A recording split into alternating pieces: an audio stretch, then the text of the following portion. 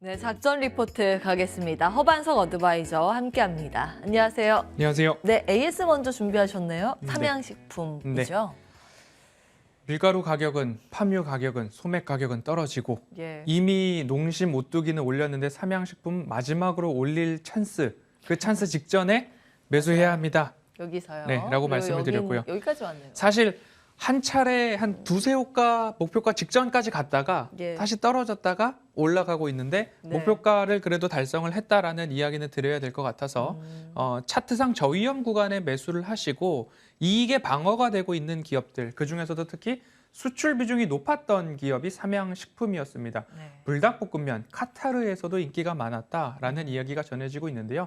안전한 가격에 매수를 하신 분들께서는 12만 원 위에서 분할로 수익 실현을 하는 것을 도전 꾸준하게 해보시는 것 말씀드리고 싶고요. 아직까지 수급이 양호합니다. 그 수급이 꺾이지 않는 한 조금 더 좋은 가격에 매수하려는 노력으로 지금부터 보시면 조금 더 좋은 가격으로 매도하려는 마음으로 보시면 좋을 것 같습니다. 욕심 조금 더 부려도 괜찮다는 말씀이시네요.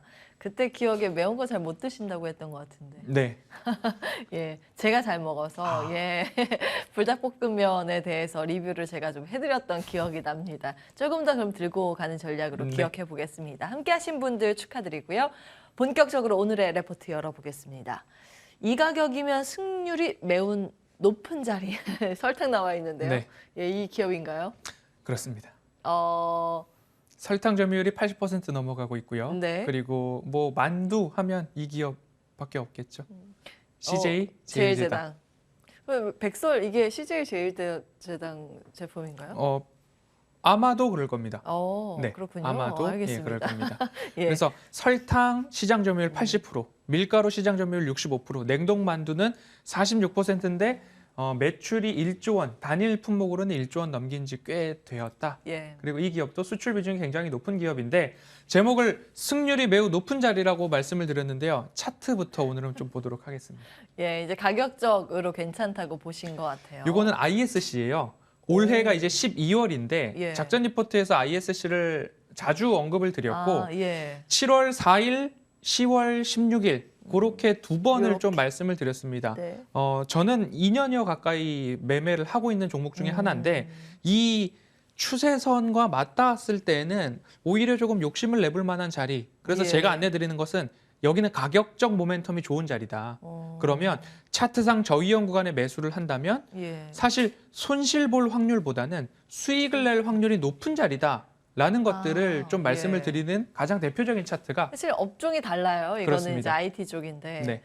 여기 이 차트만 봤을 때 저위험 구간이라는 포인트를 그때 말씀 주셨는데 이게 네. 비슷한 모양이에요. 그렇습니다. 예, 이번에 종목 CJ 제일제당. 여긴가요? 그렇습니다. CJ 제일제당도 뭐 오랫동안 매매를 해왔는데 사실 이 최저점 구간을 이탈하는 적이 코로나 팬데믹 이외에는 그렇게 많지 않습니다. 그래서 CJ 제일제당을 올해 몇 번이나 작전 리포트에서 소개를 해드렸는가 보니까 4번. 1월, 6월, 11월, 11월 바로 지난달이었습니다. 예. 근데 오늘까지 하면 4전, 2승, 1패.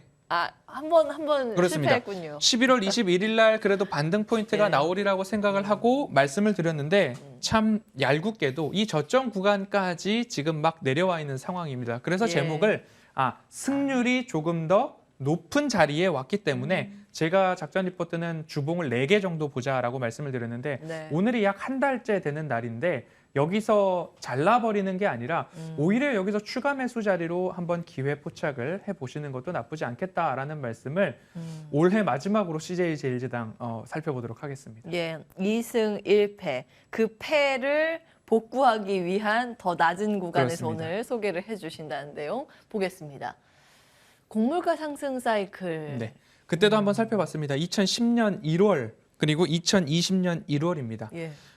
그때 당시에는 곡물가의 사이클이 나타났고 이번에도 곡물가의 사이클이 좀 나오는가 싶었는데 폭등했던 시기는 전쟁에 대한 시기에 곡물 가격이 급속도로 폭등을 했다가 다시 원상 복구를 하고 있습니다. 원위치에 올라왔고 예. 일부 곡물들에 있어서는 전쟁 이전 수준까지 내려와 있는 상황이죠. 그런데 이 곡물가가 치솟았을 때 식품 기업들은 다들 어떤 작업을 했느냐? 아, 우리는 원자재 가격이 올라서요. 우리는 영업이익이 적자로 돌아설 수도 있기 때문에 지금의 마진으로는 영업을 할 수 없기 때문에 예. 가격을 불가피하게 올려야 되겠습니다라는 가격 인상을 다들 했습니다. 예전 사이클이 떠오르는데요. 그렇습니다. 예. 그런데 원자재 가격이 내려왔는데 사실 우리 주변에 가격을 내렸다는 이야기는 없잖아요. 커피도 그렇고 라면도 그렇고 식용유, 설탕 모든 게 지금 다 올라가고 있는데 그러면 내년 1분기에 원자재 가격이 내려오고 나서 레깅, 딜레이가 걸린 다음에 1분기부터는 어떻게 될 것인가? 판매 가격을 내리지 않으면 하나를 팔아서 남긴 마진율이 1분기 실적부터는 하나하나 차곡차곡 우리 눈앞에 드러날 것이다 라는 쪽으로 식음료 관련된 섹터 보시면 좋을 것 같습니다. 예. 이제 여기서 원자재 가격이 더 떨어지면 기업 입장에서는 마진이 그렇습니다. 예 좋겠네요. 그런 포인트고요. 실적 추이 전망치 나와 있습니다. 네, 빨간 색깔 수치는 해외 매출 비중입니다. 18년도에 해외 매출 비중이 12.9%, 매출액 중에 이 정도 차지를 했는데 3배 이상이 올랐습니다. 1년 만에. 오. 이때 무슨 일이 있었느냐? 미국의 식품 유통 채널 슈완스 아, 인수를 했습니다. 그러니까 바로 40%까지 올랐고 차곡차곡 점진적으로 증가하면서 예. 올해는 46% 이상으로 해외 매출 비중이 오를 것이다. 그리고 내년도에는 결국엔 50%를 넘겨서는 해외 매출 비중이 들어올 거다라는 이야기가 나오고 있는데 음식료 섹터 많이 했습니다. 삼양식품 같은 경우에도 해외 매출 비중, 특히 우리나라에서 수출되는 라면 비중의 50% 이상, 최대치로는 58%, 우리나라에서 수출하는 라면 중에 58%를 삼양식품이 수출을 했었다라는 것들 볼 때에 환율 효과 그리고 마진율 상승 그래서 이제 식품 기업들 볼 때는 해외 매출 비중 꼭 한번 보시면 좋을 것 같고요. 그리고 식품에 대한 이야기 현대그린푸드, 뭐 삼양식품, 예. CJ제일제당 많이 말씀을 드리고 있는데 그 이유는 경기 침체에 대한 이야기가 나오고 있는데 사실 우리가 의식주에 대해서는 포기할 수 없는 것이고 우리 생명에 위협이 들어왔을 때에는 진단기기나 의약품 예. 쪽들도 우리가 포기할 수 없는 부분이기 때문에 먹거리, 경기 침체가 오더라도 먹고 살아야 되니까 이 부분도 한번 챙겨보시면 좋겠습니다. 예.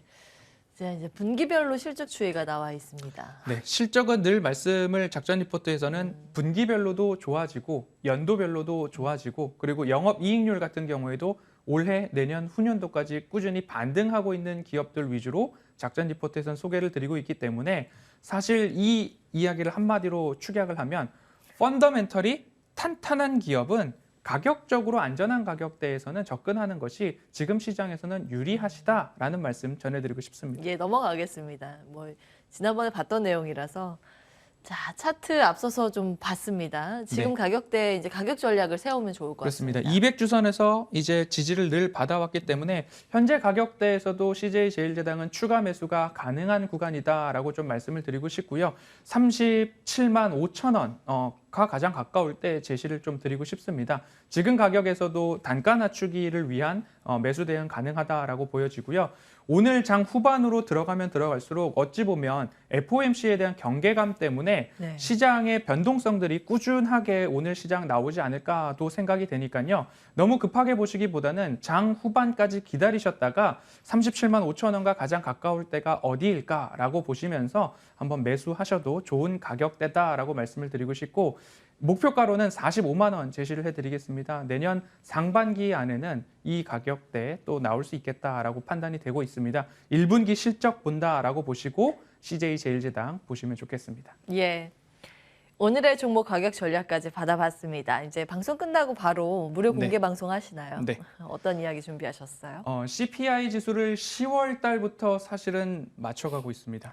네. 맞추셨어요, 이번에? 10월 달에도 그렇고 예. 11월 달에도 그렇고 10월 달에 말씀드릴 때에 10월 CPI는 그렇게 기대가 안 됩니다. 왜냐하면 YOY로 볼 때에 지난해 10월에서 11월 넘어갈 때가 0.8%포인트 올랐기 때문에 11월 CPI가 조금 더 기대를 해보시죠 라고 말씀을 드렸고 그러면 작년 11월에서 12월 올라갈 때 어땠느냐 0.6%포인트 상승을 했습니다.